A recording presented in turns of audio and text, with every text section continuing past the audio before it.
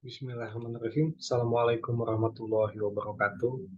Di pertemuan ini kita akan membahas tentang cara-cara mengikatkan diri pada perjanjian internasional.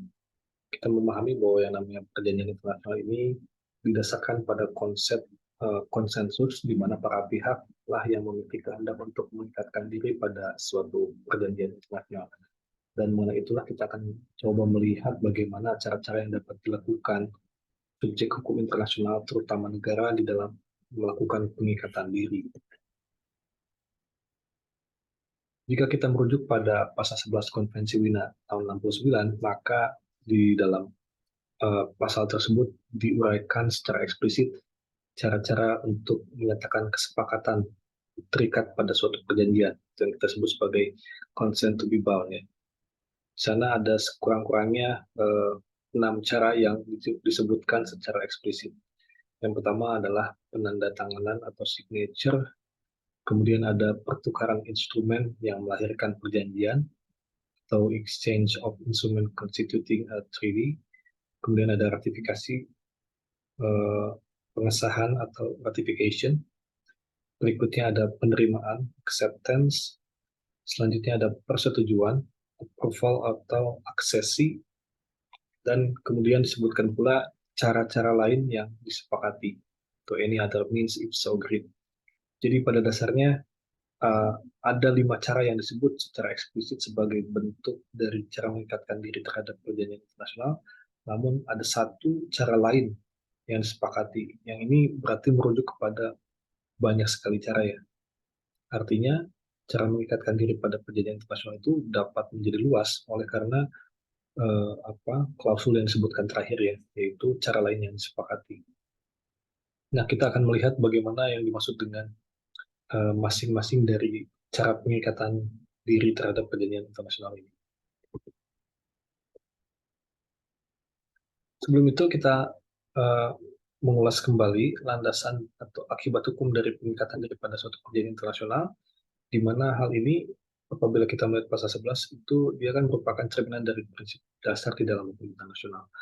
Artinya uh, implisit terkandung di sana bahwa ada yang namanya kedaulatan negara, dan karenanya negara berdaulat maka kedudukannya menjadi sama atau memiliki persamaan derajat, dan karenanya dilarang untuk melakukan intervensi pada negara lain, dan karenanya juga hal ini dilandasi oleh konsep dasar yaitu konsensus. Jadi pada dasarnya pasal 11 ini kan mencerminkan kesepakatan para pihak, kesepakatan negara. Mereka mau pakai cara yang mana dari keenam cara itu. Bahkan di cara yang terakhir tadi telah disebutkan bahwa ada cara lain yang bisa disepakati terlepas dari cara-cara yang disebut secara eksplisit gitu ya, seperti penandatanganan dan lain sebagainya. Jadi itulah pasal 11 ini sebenarnya mengandung suatu prinsip dasar di dalam hukum internasional. Lalu akibat hukum dalam kaitannya dengan pengikatan diri adalah jika suatu negara telah sepakat untuk terikat pada suatu perjanjian internasional, maka statusnya itu berubah menjadi negara peserta. Oke, jadi kita jangan lupa ada beragam kategori status negara dalam konteks perjanjian internasional ya. Ada negara perunding, ada negara peserta, ada negara pihak ya. Jadi kalau negara sudah sepakat terikat pada suatu perjanjian internasional, maka dia otomatis menjadi negara peserta. Lalu, jika perjanjian tersebut telah berlaku atau entry into force, maka negara yang bersangkutan berubah statusnya menjadi negara pihak atau menjadi pihak atau parti. Oke, jadi ada perubahan atau perbedaan status antara negara peserta dan negara pihak. Kalau negara pihak itu dia sudah mengikatkan diri sekaligus perjanjiannya sudah berlaku. Kalau negara peserta itu dia yang penting sudah menyatakan diri untuk terikat terlepas dari perjanjiannya sudah berlaku atau belum. Atau pada khususnya perjanjiannya belum berlaku. Karena kalau sudah berlaku maka dia menjadi negara pihak. Lalu ada beberapa pertanyaan yang dapat diajukan. Misalnya apakah sebelum diberikannya pernyataan sepakat untuk terikat, negara itu tidak tunduk pada isi dari instrumen tersebut? Dan kemudian pertanyaan lebih ontologisnya adalah apakah instrumen tersebut adalah perjanjian internasional kalau seandainya belum ada negara itu yang menyatakan untuk terikat gitu ya. Kemudian kapan hak dan kewajiban dalam perjanjian internasional itu lahir? Maksudnya apakah ketika negara menjadi peserta atau menjadi negara pihak bahwa si negara tersebut itu memiliki hak dan kewajiban? Ya, ini beberapa pertanyaan pemantik ya yang dapat kalian pikirkan lebih lanjut dan apa menjadi trigger bagi kalian untuk membaca lebih lanjut. Lalu, apakah ada pengecualian pada ketentuan dalam pasal 11? Dan kemudian, apakah ada hierarki norma pada cara-cara yang diatur di dalam pasal 11 tadi gitu ya? Maksudnya, apakah antara penandatanganan, ratifikasi, aksesi, dan cara-cara lain itu memiliki hierarki norma atau semuanya setara? Gitu. Oke, itu beberapa pertanyaan pemantik yang saya kira mudah-mudahan bisa memicu kalian untuk membaca lebih lanjut ya. Oke, bicara tentang pengikatan diri pada perjanjian internasional, maka rujukannya tentu adalah pasal 11, sebagaimana telah tadi kita lihat ya, di mana di situ ada sekurang-kurangnya beberapa cara yang disebut secara eksplisit, termasuk cara lain yang disepakati para pihak. Di sini saya telah memberikan warna-warna ya tentang cara-cara yang dimaksud, sehingga kalian bisa melihat perbedaan-perbedaannya. Uh, Namun perlu dicatat bahwa sekalipun pasal 11 mengatur ada beragam cara, dalam praktiknya itu dalam kebanyakan kasus ya, yang namanya kesepakatan untuk terikat pada perjanjian itu diatur di dalam perjanjian internasional itu sendiri. Jadi dengan kata lain bisa jadi perjanjian internasional A dia ngaturnya dengan cara tanda tangan, perjanjian internasional B dia mengaturnya dengan cara ratifikasi gitu ya. Dan seterusnya dan seterusnya. Jadi itu sangat tergantung pada perjanjian internasional itu sendiri dan biasanya sudah diatur di dalamnya. Atau yang kedua, memang disepakati oleh negara founding, negara yang merumuskan perjanjian itu. Jadi kemungkinannya selalu dua ini, sekalipun pasal 11 mengatakan ada banyak sekali cara untuk mengikatkan diri gitu ya.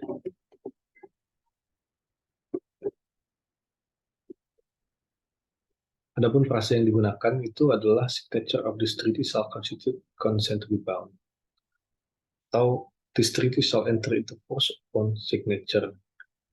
Jadi eh, di sini contoh ini kan menunjukkan bahwa penandatangan merupakan cara pengikatan diri di dalam perjanjian internasional dimaksud ya. Dan ini frase yang lazimnya digunakan. Lalu kita coba bandingkan dengan hukum nasional kita, Undang-Undang tentang Perjanjian Internasional, sebagaimana diatur dalam pasal 3, itu bahwa pemerintah Republik Indonesia itu mengikatkan diri pada PI dengan cara-cara berikut ini. Saya kira pada umumnya sama ya, karena di huruf D, pasal 3 huruf D itu disebutkan juga cara-cara lain yang disepakati para pihak. Jadi tidak terbatas pada penandatanganan, pengesahan, atau pertukaran instrumen saja ya.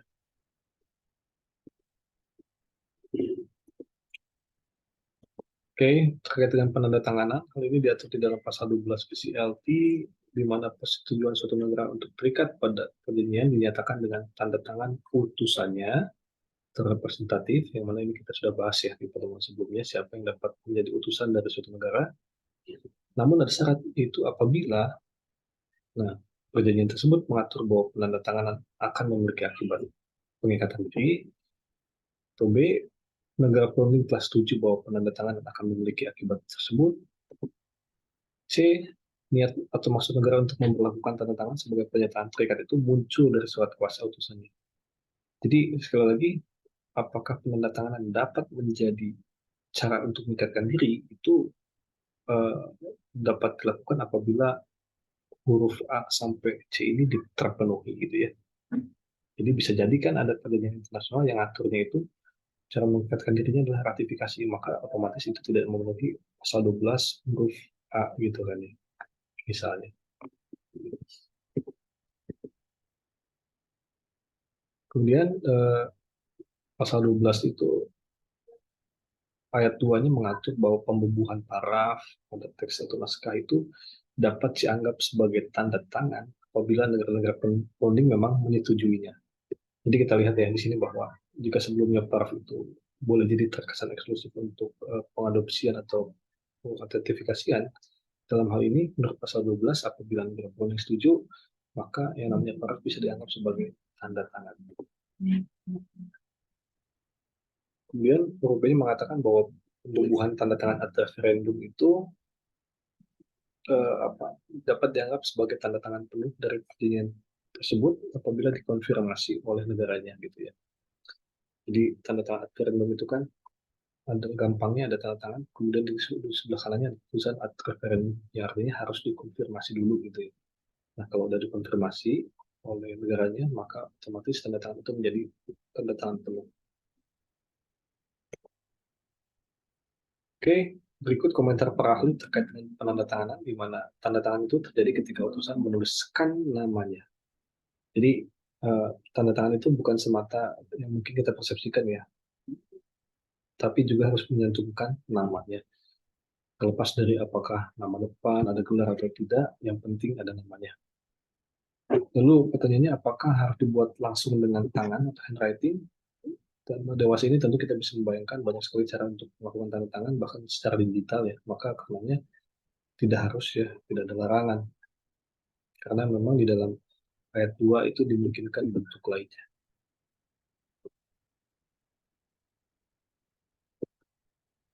Kemudian tanda tangan ad referendum tadi telah dijelaskan, kalau ada tanda tangan, kemudian ada tulisan ad referendum di sebelahnya gitu ya.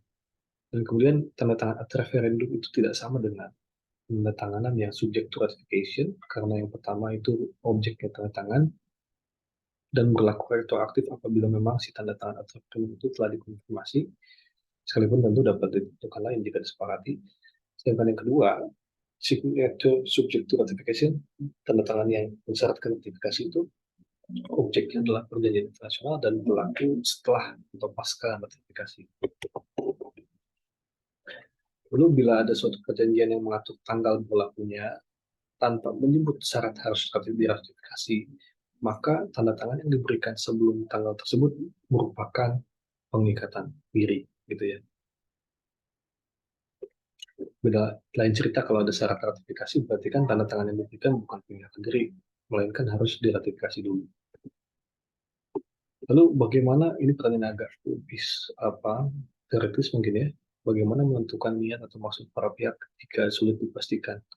Maksudnya apakah tanda tangan itu merupakan bentuk pengikatan diri? Tadi kita lihat di dalam pasal 12 huruf C, niat para pihak itu memang harus memaksudkan untuk itu gitu ya. Nah, hal ini bisa saja kita pastikan dengan melihat sejarah perundingan, atau jika negosiasi telah dibuat untuk menyelesaikan masalah yang besar, seperti gencatan senjata misalnya, niat para pihak kemungkinan besar adalah untuk segera melakukan pengakuan tersebut. Jadi dalam konteks gencatan senjata misalnya, ya kita bisa melihat sejarah perundingannya dan niat para pihak itu tampak, dan di sana kita bisa menyimpulkan bahwa kemungkinan besar para pihak hendak ingin melakukan gencatan senjata, gitu ya.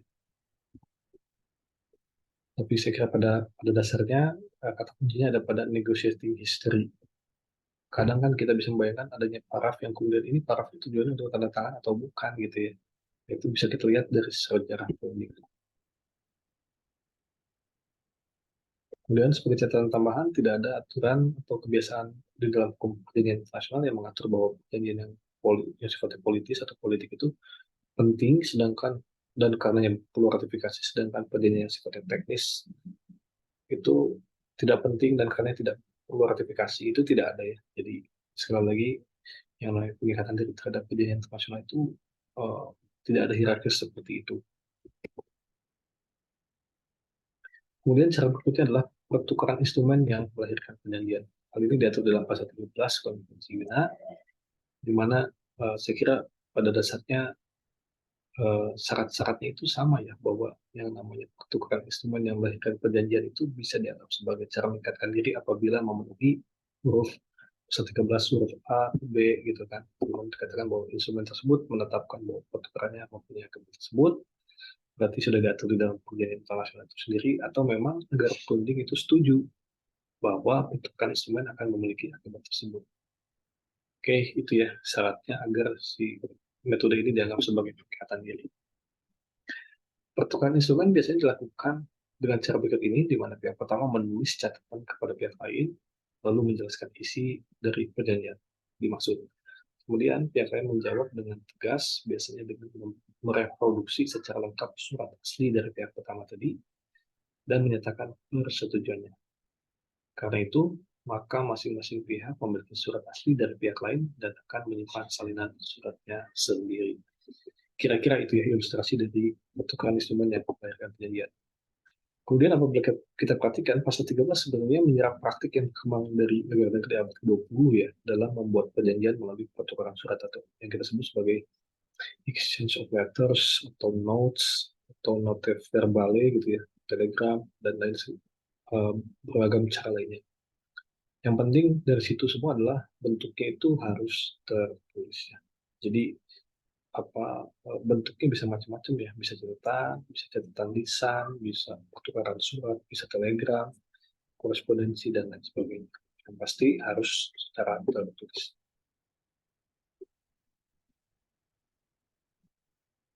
Kemudian ada pertanyaan yang dapat memantik, saya kira sebagai bahan pendalaman, misalnya apakah fakta bahwa telah terjadi pertukaran instrumen antara dua negara itu berarti bahwa dua negara tersebut telah sepakat menetapkan hal tersebut sebagai pengikatan diri gitu ya. Ini dapat menjadi pertanyaan sendiri mengingat dalam kaitannya dengan pasal 13 huruf A dan B tadi ya telah dibahas. Kemudian cara pengingatan diri lainnya adalah ratifikasi, penerimaan, dan persetujuan. Pasal 14 Konvensi Wina menyatakan huruf A menyatakan bahwa persetujuan suatu negara untuk terikat pada suatu perjanjian dinyatakan dengan ratifikasi apabila sekali lagi ada syaratnya perjanjian itu mengatur bahwa kesepakatan akan diungkapkan dengan ratifikasi dan negara-negara pun telah setuju bahwa ratifikasi diperlukan. Kemudian utusan-utusan negara yang telah menandatangani perjanjian tersebut mensyaratkan perlunya ratifikasi, atau huruf D, niat atau maksud negara untuk meningkatkan diri dengan syarat ratifikasi tampak dari surat kuasa utusannya atau telah dinyatakan saat berunding. Kemudian pasal 14 ayat keduanya menyatakan bahwa persetujuan suatu negara untuk terikat pada perjanjian dinyatakan penerimaan, acceptance, atau persetujuan jika memenuhi syarat yang serupa dengan yang berlaku untuk ratifikasi. Jadi kedudukan ratifikasi, penerimaan, dan persetujuan ini dilakukan secara setara ya. Sekalipun ratifikasi yang diungkapkan secara eksplisit dari huruf A sampai huruf D.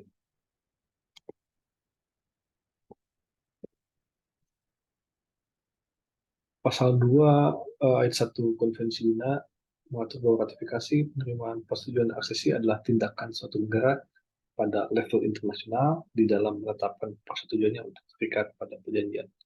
Dalam perspektif hukum internasional, ratifikasi merupakan tindakan HI yang terdiri dari pelaksanaan itu instrumen ratifikasi oleh eksekutif dan pertukarannya dengan instrumen ratifikasi negara lain dalam konteks perjanjian bilateral atau penjarahannya pada depositori kalau kita bicara dalam konteks perjanjian bilateral, di mana ratifikasi ini didahului oleh penandatanganan. Dalam perspektif hukum nasional, ratifikasi itu merupakan tindakan hukum tata negara dalam lingkup hukum nasional. Dan berbeda dari ratifikasi, penerimaan atau persetujuan itu tidak harus didahului oleh penandatanganan dan lazimnya dilakukan jika tak memerlukan prosedur ratifikasi di tataran hukum nasional. Ini tampaknya kalau kita cari perbedaan, kalau ratifikasi itu harus didahului oleh penandatanganan, tapi kalau persetujuan dan penerimaan itu tidak. Penerimaan dapat diberikan baik sebelum atau sesudah tanda tangan, itu diberikan dalam perjanjian internasional. Penerimaan kerap digunakan sebagai istilah bagi pengikatan diri. Sedangkan persetujuan adalah cara yang uh, kurang tradisional ya, dan ini kerap digunakan negara ketika ingin terikat dengan cara yang sederhana dan langsung dan menukarnya tanpa seremoni. Jadi biasanya tidak melibatkan kepala negara. Sekalipun dalam praktek, alasan diperlukannya ratifikasi setelah adopsi dan penandatanganan perjanjian itu sebenarnya negara pemimpin membutuhkan waktu sebelum dapat memberikan persetujuan untuk terikat. Dan alasan yang lazim adalah uh, perjanjian internasional tersebut memerlukan prosedur legislasi, kenapa kemudian dibutuhkan ratifikasi. Kemudian konstitusi hukum nasionalnya memang mensyaratkan persetujuan legislatif atau prosedur lainnya, sehingga pengingkatan diri itu nggak cukup lewat tanda tangan, melainkan memerlukan ratifikasi. Atau yang ketiga ya, dia masih perlu menimbang uh, perlu atau tidaknya melakukan pengingkatan diri. Gitu. Jadi semacam butuh waktu untuk berpikir gitu ya. Lalu bentuk dan isi instrumen ratifikasi itu sendiri memang tidak diatur ya di dalam konvensi Wina. sekalipun di dalam pasal 2 ayat 1 huruf B-nya didefinisikan ya tentang apa itu ratifikasi, silakan dibaca. Dan dalam praktik itu memang biasanya ada beberapa poin yang terkandung di dalam instrumen ratifikasi. Misalnya yang pertama dia memuat itu judulnya, judul perjanjiannya apa, tanggalnya, dan tempat di mana perjanjian itu dibuat. Kemudian sebutkan pula nama dan jabatan orang yang menandatangani, dan ketiga disebutkan pula kapan dan di mana instrumen itu dikeluarkan. Dan kira-kira ilustrasinya seperti ini.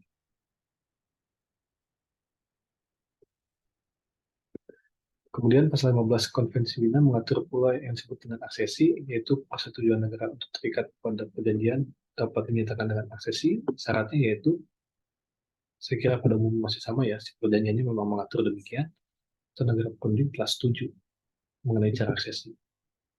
Dan perbedaannya ada pada huruf C, di mana semua pihak setuju bahwa kesepakatan tersebut dapat dinyatakan oleh negara dengan cara aksesi. Jadi ini membutuhkan kesepakatan semua pihak.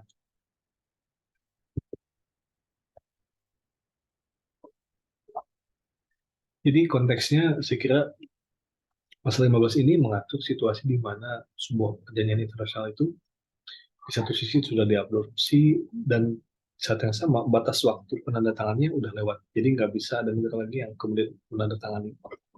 Nah, dalam kebanyakan kasus, perjanjian akan mulai berlaku dan akan mengikat negara perundingan. Nah, kemudian negara yang ingin bergabung dengan perjanjian tersebut otomatis tidak berhak menandatangani atau meratifikasinya lagi.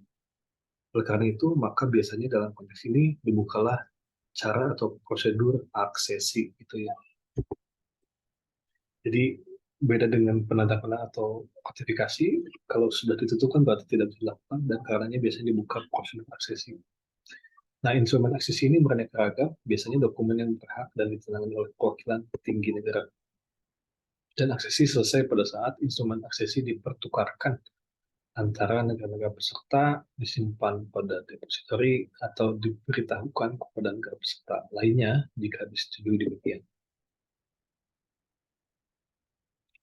Kemudian pasal 16 Konvensi Wina mengatur bahwa kecuali perjanjian menentukan lain, instrumen ratifikasi, penerimaan, persetujuan, atau aksesi itu melahirkan persetujuan suatu negara untuk terikat pada suatu perjanjian internasional pada saat huruf A, B, sampai C ya. Pertama, huruf A, pertukaran antara pihak perjanjian. B, penyimpanan pada pihak penyimpanan. C, pemberitahuan kepada negara-negara peserta atau pada pihak menyimpan jika disepakati. Jadi momen kapan terjadi pengikatan diri itu pada A, B, dan C ini. Kemudian pasal 17 Konvensi Wina mengatakan atau mengatur bahwa tanpa mengesampingkan pasal 19-23, persetujuan negara untuk terikat pada bagian dari suatu perjanjian hanya berlaku jika perjanjian itu memang mengizinkan dan atau negara-negara peserta lainnya menyetujui. Kemudian pasal 17 angka 2-nya menyatakan bahwa persetujuan suatu negara untuk terikat pada perjanjian yang memungkinkan suatu pilihan di antara ketentuan-ketentuan yang berbeda hanya efektif jika dibuat jelas ketentuan mana yang terkait dengan persetujuan itu. Saya kira itu ya pembahasan untuk pertemuan kali ini. Terima kasih atas perhatiannya. Wabillahi taufiq wal hidayah. Assalamualaikum warahmatullahi wabarakatuh.